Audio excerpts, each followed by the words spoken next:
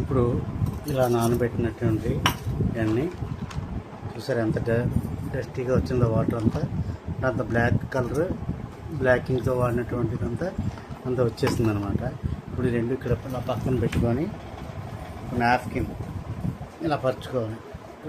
Napkin పరుచుకొని nibs అన్నీ ఇలా వేసుకొని శుభ్రం నిప్పు వేసుకొని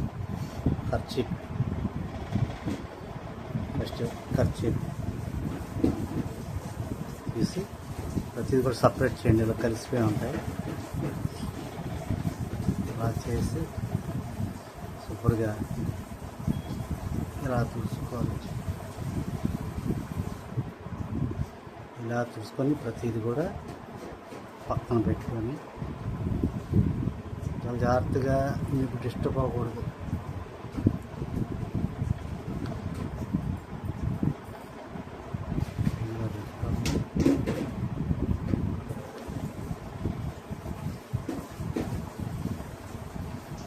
ప్రతిదీ కూడా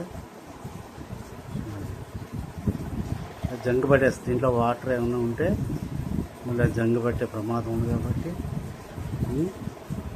ఇప్పుడు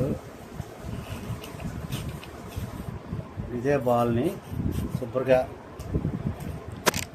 వాటర్ అది ఏమి లేకుండా సూపర్గా క్లీన్ చేసుకొని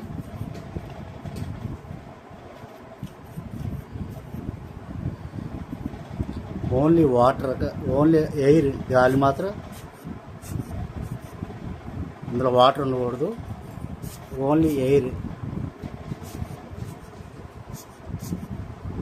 ఎయిర్తో ఇలా కొట్టుకోవాలండి. ఎయిర్ కొట్టుకున్న తర్వాత దీని తర్వాత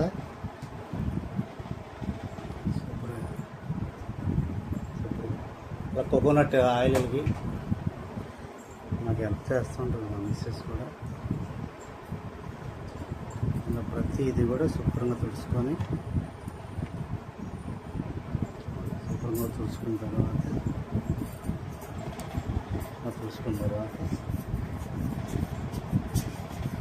కోకోనట్ ఆయిల్ తీసుకోవాలి. కొంచెం ఇలా క్లాత్ మీద తీసుకోవాలండి, లేదా క్లాత్ మీద ఇలా తీసుకొని నిబ్బి ఇలా పెట్టి కోకోనట్ ఆయిల్ ఇలా ప్రతి నిబ్బు కూడా ఇలా కోకోనట్ ఆయిల్ పెట్టడం వల్ల జంగు అయితే పట్టదు. నిబ్బు కోకోనట్ ఆయిల్ ఇలా పాముకోవాలి. మనం ప్రతి నిబ్బు కూడా అలాగే చేయాలి.